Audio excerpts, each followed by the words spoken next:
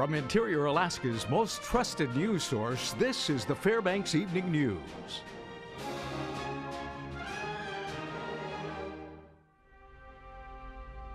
Good evening and thank you for joining us. I'm Daryl Clark. Stephanie Woodard has the evening off. Our top story, Russell Burris of North Pole has been charged with first-degree murder in the killing of 21-year-old Mandy Clemens. The estranged couple were married but never filed paperwork. They also shared a 7-month-old child together. Troopers believe Burris shot Clemens outside a North Pole home and then attempted to commit suicide by overdose. Burris had also previously tested positive for methamphetamine use and was in violation of his probation. Troopers recovered what they believe is the murder weapon. In addition, they believe they have discovered a recording implicating Burris in the murder. Burris was arraigned this afternoon and is being held without bail at Fairbanks Correctional Center. For the second time, a Fairbanks Superior Court judge has denied a plea deal for a Huslia man accused in a New Year's Day beating. Aaron Kazevnikov was set to plead guilty to misdemeanor assault, harassment, and criminal mischief. According to court documents, Kazevnikov and another man, Floyd Vent Jr., attacked the victim outside the tribal hall during a New Year celebration. The defense alleged the victim was brandishing a machine gun at the time of the attack and was shooting at Huslia residents. Though the plea deal with the state was reworked, Superior Court Judge Michael McDonald denied it this afternoon.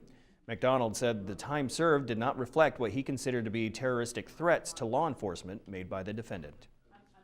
This seems like a lot more than harassment to the court, and it seems like it would qualify as a terroristic threat. Time served consideration for that count. It's outrageous conduct. When the village public safety officer is trying to maintain order.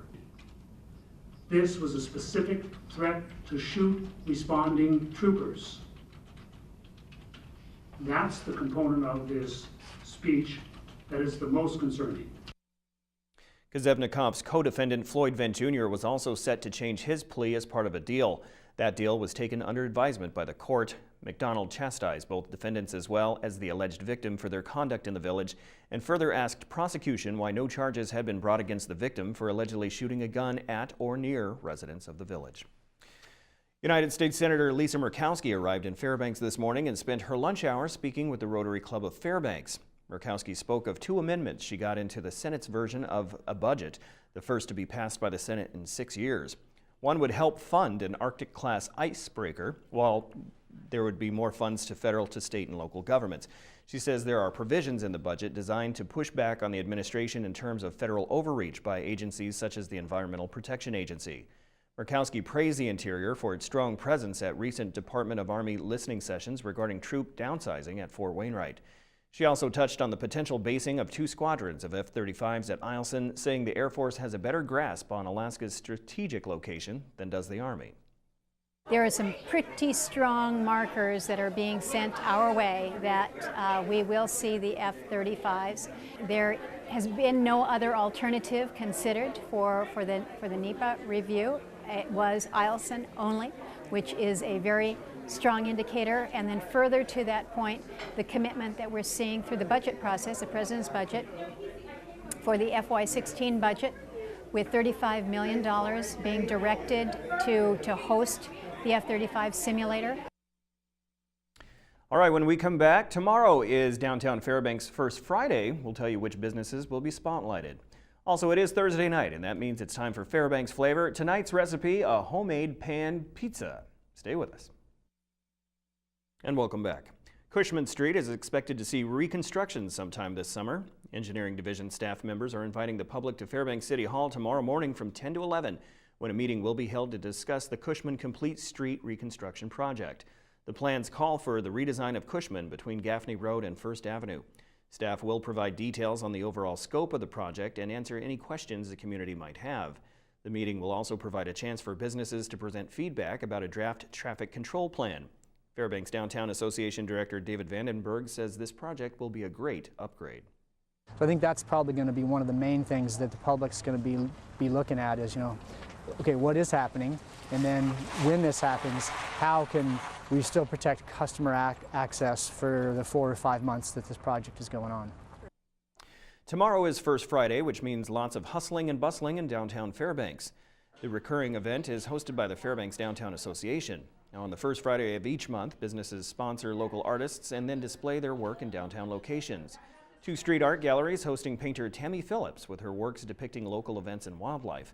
But she isn't the only artist showcased. Two Street Gallery is also celebrating its 3rd year in business. 14 other artists will be meeting with locals at the event to commemorate the anniversary of the gallery. Come talk with us. Tell us what you think about the art. There'll be goodies to eat and drink, of course. We decided just to show the community that we help each other and we're all here for each other, and we're just here to paint beautiful things to share with them, you know. So it's a lot of camaraderie in our community. A new beauty retail store in Fairbanks set record-breaking sales in its soft opening week. Ulta Beauty officially opens its doors tomorrow, but they've already hit all-time high profits during their launch week, according to manager Mary DeFilippo. She says that Ulta brought on 45 employees, all local hires. The retailer plans on opening 200 stores nationwide this year, including Fairbanks and Anchorage. They offer name-brand makeup, fragrances, beauty supplies, and tools. There's also a full-service hair salon as well as nail and skincare experts. A ribbon-cutting ceremony is scheduled for tomorrow to launch their grand opening weekend with special discounts for the early birds. We will be opening our doors at 10 a.m. on Friday, Saturday, 11 on Sunday. The first 100 people will be getting gift cards between $5 and $100. We have doorbusters, and we even have a raffle for a really cool-looking makeup bag. And now it's time once again to join Lisa Gambardella in another edition of Fairbanks Flavor. What's on the menu? Homemade pan pizza. Buongiorno, welcome to Gambardella's. I'm Lisa Gambardella at my kitchen downtown, and this is Fairbanks Flavor. Today, let's make some pizza. I'm gonna start with some oil in my baking dish. It's gonna give it a whole different texture than baking on the stone. I'm gonna take our large pizza dough, which we sell, it's been very popular, cut it in half. I dredge it in a little flour so my hands don't stick. Love stretching dough. Feels so good to make something homemade, no preservatives. Stretch it in this pan. And now if you're making it at home, put it up high somewhere so it can raise and get nice and fluffy like that does. And we also sell our homemade marinara sauce. So I'm gonna put that on there. Whoo, look at that. Looks amazing. And some fresh mozzarella. If you could eat a cloud, this is what it would taste like. It's so light and delicate and delicious.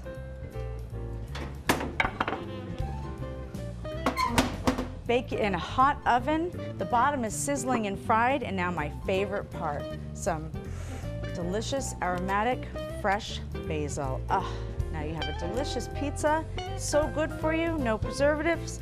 Join us at Gambardella's, we'll make it for you, or you can make it at home. See all our recipes at webcenter11.com. Brought to you by Gambardella's Pasta Bella.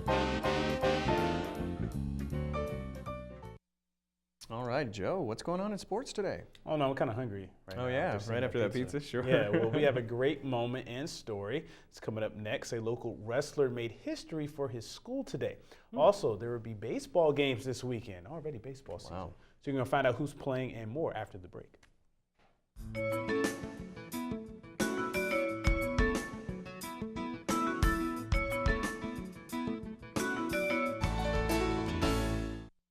Welcome back, Interior Sports fans. Joe Cook here with your Thursday Sportscast. Signing important pieces of paper has been a part of world history for ages. The Magna Carta and the Declaration of Independence, for example. Well, today, the Hutchinson Wrestling Program made their own declaration. Now, he's not a football player or a basketball player, but he could probably take one of them down. Hutchinson's Sam Wilt signed a national letter of intent to wrestle for Itasca Community College, the Vikings, in Grand Rapids, Minnesota. Wilt is the first ever Hutchinson wrestler to sign an NLI to wrestle post-high school. The Vikings have produced 52 All-Americans and had 2 wrestlers win state titles last season. Wilt had his best year as a senior with an 11-9 record in the 182-pound class. What's more amazing is that Wilt secured his NLI because he was persistent. He contacted Itasca's head coach Dan Lavelle during his junior year. He didn't hear back until the end of his senior year when he thought his wrestling career was over. He called me one day and was like, "Hey man, do you want to come? I mean, we can get you set up." And I was like, "Really?" He's like, "Yeah, man. You know, we're getting better, and we want you to be part of it. I have everything to prove still, and I just want to, you know, show that I can."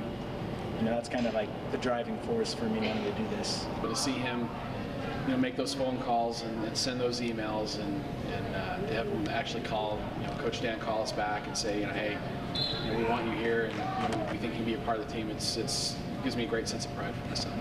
And it's huge for the program. Hasn't happened. This is our first athlete to do it, so we're hoping to have many more after this. Now switching to high school baseball. That's right, baseball season is here. One local team will start their season this weekend. Here's more on the Lathrop Malamutes. They say the early bird gets the worm. The worm at the end of the year could be a state title for the Lathrop Malamutes. The early bird are the first games of the 2015 baseball season, which are this weekend in Sitka. We're not used to playing this early, but it's going to be really good for us. Really, this whole trip is just about learning. We want to find out how this year's team needs to win games. How hard do we compete? How much energy do we play with? How focused are we? And those are the things that when those are constant, then we get to build on our weaknesses. But as the foundation is always, how do we play? How much energy do we play with? The Sitka Wolves are the defending state champions. Lathrop is excited to take on the top team to start the year. It's almost a blessing considering we don't have much time outside, and to be able to go down somewhere that's in the state of Alaska still and be able to play on a field for once and just get started right now it's really nice. We're really excited that we play that kind of high quality team to start the year and kind of set the bar for the strengths that our team has and what we need to work on going forward. Lathrop comes into this season as the defending MAC champions. They've won 3 straight conference titles but finished 4th at the state tournament. A veteran group will lead a high-powered offense. They are lacking in the pitching department, but they hope a committee approach along with their bats and fielding will make them competitive all season long. It's going to help a lot that we have an experienced team. Most of our lineup has played in the last couple state tournaments, so we're hoping to build off of that. The guys are as excited as they've ever been. The Malamutes will have a 5-hour journey to Sitka before their doubleheader on Friday, which starts at 1:30. Saturday's doubleheader begins at 10 a.m. And staying with high school spring sports, the high school track season is gearing up as well. April is the opening month for track. The season begins for some interior teams in Anchorage on April 10th. That's next Friday. The season openers are the Big C relays in the Dome and down in Anchorage. There will be a pair of mini meets on 2 Saturdays, April 18th and 25th. At North Pole High School. The first full track meet of the season in the interior is May 1st and 2nd at Lathrop High School. Track and field athletes will have to get it in as much as they can this season. It's only a month long. The state track and field state championships will be at Diamond High School May 29th and 30th down in Anchorage. And that's a wrap for sports tonight. Mike Schultz is next with your full weather forecast, and we'll catch you next time. Hey everyone, welcome back into a Fbx Evening News Thursday edition. Mike Schultz with you once again talking about weather. Mother Nature decided to throw us a double cross today. We weren't expecting those clouds and little light snow to move in, but it's moving out of the picture and we're not looking for any accumulation at all and still looking at not too bad of a weekend. We'll tell you about that just a little bit. Photograph tonight sent in by Patty Yagi. She was able to capture this young moose not too far away from where she was at. And again, as always, if you have a photograph you want to share, by all means send it to photos@ktvf11.com. Here's your numbers right now. 30 degrees, that's our high for the day. The low last night was 18. The record high 51 in 1994. The record low 31 below in 1944. Sunrise and sunset, about 13 hours and 50 minutes of daylight. That's a gain of 7 minutes from yesterday. And as far as our satellite and radar, area of low pressure is spinning around the Gulf of Alaska, helping to spin little pockets of moisture up. Some of them working their way in from the through the Alaska range. That's what brought us our little bit of light snowfall. In fact, it shows up as you move in on the satellite picture. You can see it just about clearing out of the Fairbanks area now as we speak. So we should not be looking for any more the rest of the evening, maybe just a few spits here and there. That's about it, but the worst of it has gone through. Now, as far as what's going on across the rest of the state, over the southeast sections, once again, showers around Ketchikan, a little more serious rain falling around the Juneau area, 43 degrees there. In the Anchorage Bowl, lots of sunshine, but still pretty chilly, 42 degrees, 46 at Kodiak, cloudy skies along the Aleutian Chain with 32 at Cold Bay. In the southwest part of the state, looking at mainly sunny skies, 23 at Bethel, 10 degrees at Nome, Barrow at 2 degrees below zero, and Fort Yukon right at freezing, 32. Lower 48 looks like this, and the rain is falling over the Pacific Northwest, but then after you get past around the Portland, Oregon area, it stops and it becomes once again lots of sunshine and warm temperatures. Not too bad in Denver, 45 degrees there, and very warm day in Dallas, 83 degrees, cloudy skies. Nice day in Minneapolis, 65. The same for Chicago, 65. Over southeastern sections of the country, 84 degrees down around New Orleans. More showers around the New York area, 63 there, and Miami at 83. On the satellite and radar, look at the bands of moisture moving through the eastern half of the country. That's what's bringing the showers. Even some thunderstorms rumbling down across parts of the Georgia and Mississippi area and the Alabama also.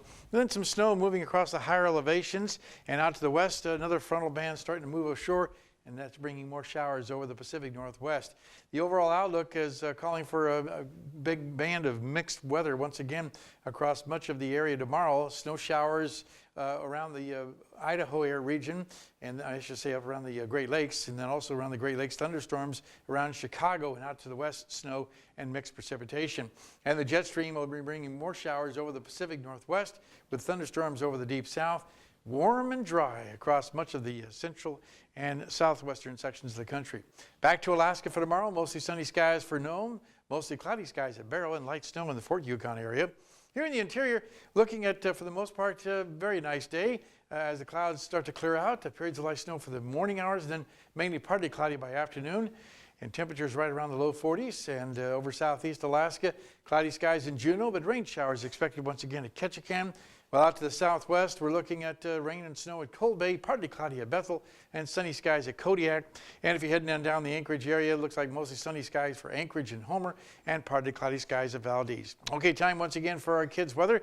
This week we've been talking with the kids from Ann Ween Elementary School, but tonight we're going to hear from the teacher. Hello, I'm Mrs. Servin, and this is my 6th grade class here at Ann Ween Elementary School, and we have a weather fact to share with you. Class, did you know that there is so much water in the air that it could fill enough buckets to reach from the earth to the sun 57 million times? Wow!